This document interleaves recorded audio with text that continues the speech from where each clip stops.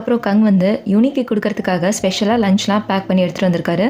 சரி அதை அவங்க கிட்ட கொடுக்கலாம் அப்படின்னு சொல்லிட்டு எடுத்துகிட்டு வர அந்த டைமில் அங்கே வந்து ஒரு பையன் சாப்பாடு இல்லாமல் தண்ணி மட்டும் குடிச்சிட்டு இருக்கிறத இவர் பார்க்குறாரு.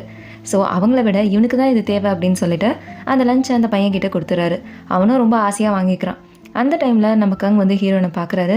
ஹீரோயினை கூப்பிட்டு, என்னாச்சு உனக்கு, நீ ஓகே தானே, ஏன் சோகமாக இருக்க அப்படின்ற மாதிரி கேட்குறாரு. ஆக்சுவலாக அவள் உண்மையாகவே சோகமாக தான் இருக்கா. பிகாஸ் அவள் வந்து அந்த ஜேர்னலில் எழுதியிருந்த அந்த கொஸ்டினுக்கு இவர் ஆன்சர் பண்ணியிருக்க மாட்டார்ல, அதனால தான் சோகமாக இருக்கா. ஆனால் அது எதையுமே சொல்லாமல் எனக்கு என்ன, நான் நல்லா தான் இருக்கேன் அப்படின்ற மாதிரி அவள் சொல்கிறா. சரி அப்படின்னு சொல்லிட்டு அவர் பேசலான்னு போகிற அந்த டைம்னு பார்த்து ஹெய்ரி டீச்சர் கங்கு கிட்ட பேசுறதுக்காக வராங்க. ஸோ ஹீரோயினை வந்து அவர் கிளம்ப சொல்லிடுறாரு. அவளும் அங்கேருந்து கிளம்பிடுறா. ஆக்சுவலாக அவங்க என்ன சொல்கிறதுக்காக வந்திருப்பாங்கன்னு பார்த்தீங்கன்னா, இந்த ஸ்கூலில் ஹேண்ட்வெல் ஃபிசிக்கல் எக்ஸாம் நடக்க போதான். ஸோ பசங்களெல்லாம் ரெடியாங்க சொல்லுங்கள், அவங்கள க்ளீனாக வச்சுக்க சொல்லுங்கள் அப்படின்ற மாதிரிலாம் சொல்லிட்டு போகிறாங்க. இப்போ அதுக்கான செக்கப் தான் போயிட்டுருக்கு. எல்லாரையும் க்ளீன் பண்ணி டெஸ்ட்டெல்லாம் எடுத்துகிட்ருக்காங்க. நம்ம ஹீரோ தான் வந்து டெஸ்ட்டெல்லாம் எடுத்துகிட்ருக்காரு. எல்லா ஸ்டூடெண்ட்ஸ்க்கும் எடுத்துட்டாரு. கடைசியாக மிச்சம் இருக்கிறது நம்ம ஹீரோயின் மட்டும்தான்.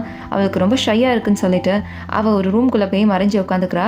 அப்போது யுனி வந்து அந்த ஸ்க்ரீனை ஓப்பன் பண்ணி பார்த்தா அதுக்குள்ளே நம்ம ஹீரோயின் உட்காந்துட்ருக்கா.